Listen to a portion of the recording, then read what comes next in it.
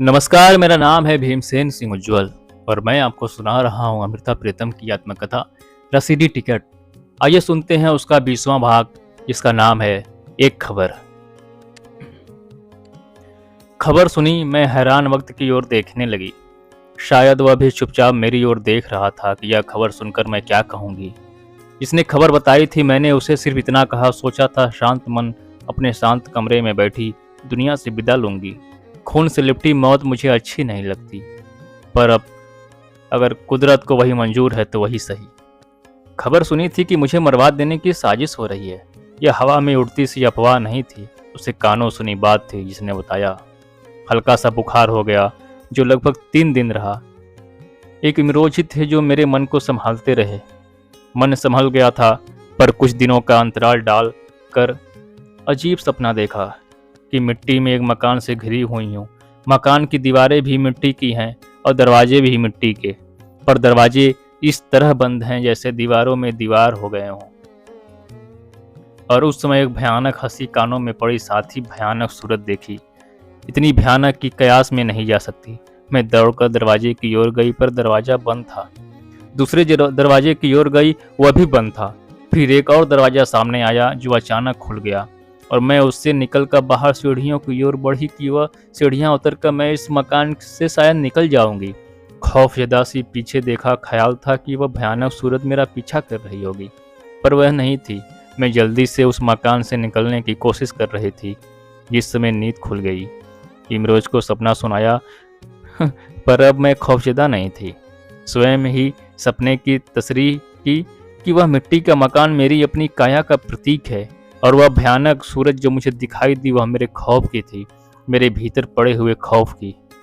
और जब मैं उसे छूटने के लिए बाहर की ओर बढ़ी तो उसने मेरा पीछा नहीं किया। इस अपने खौफ से मुझे अपने स्वयं ने मुक्त होना है। चेतन सतह पर सोच लेना शायद काफ़ी नहीं होता, कोई अंश कहीं भीतर रह जाता है। कुछ ऐसा ही लगता है सोच लिया था, अगर कुदरत चाहेगी मुझे वही मंजूर होगा। बस एक उदासी थी जो दिखती नहीं थी, भीतर कहीं उतर गई थी। बुखार तो नहीं हुआ, पर एक दर्द था, सारे बदन में होने लगा, कंधों में भी, पीठ में भी, और पैरों तक सारा बदन ऐंठने लगा। 15 अक्टूबर की रात थी, जिस समय एक जंगल में साईं को देखा। एक वृक्ष के नीचे बैठे थे, इर्द गिर्द 5-6 लोग थे। मैं भी थी कि वे मेरी ओर इशारा कर किसी और को कहने लगे, यह मुझे रोज परिजात के फूल देती है। यह ठीक था कि मेरे घर का परिजात का पेड़ अब अगस्त के अंत से लेकर अक्टूबर के अंत तक फूलों से भर जाता है। तो इमरोज एक बाड़ी थाली फूलों की भरकर कमरे में ले आते हैं और मैं फूलों को एक केसरी के रंग में मिट्टी के बड़े प्याले में डालकर साईं के आगे रख देती हूँ। एक तस्कीन सी हुई कि रोज जो फूल साईं को अर्पित करती हूँ साईं जानते हैं। और इतने में साईं मेरी ओर देखकर कहने लगे, परिजात के फूल उबार कर उसके पानी में आटा गूंथ कर रोटी खा ले। यह लफ्ज थे जब मैं जाग गई। मन सचमुच फूलों की तरह खिल रहा था जब मैंने काका को फोन किया और बताया, रात को साईं एक नुस्खा दे गए हैं।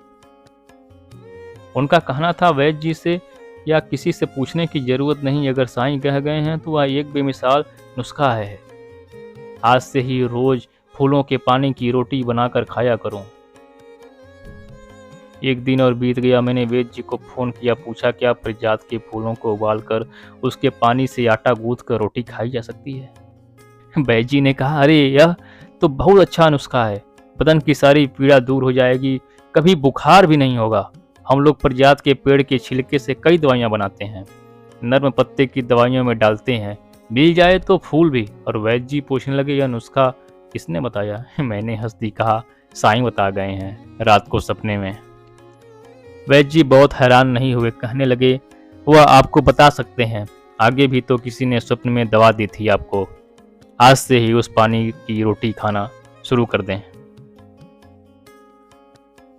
जिंदगी जाने कैसी किताब है जिसकी इबारत अक्षर अक्षर बनती है और फिर अक्षर अक्षर टूटती बिखरती और बदलती है।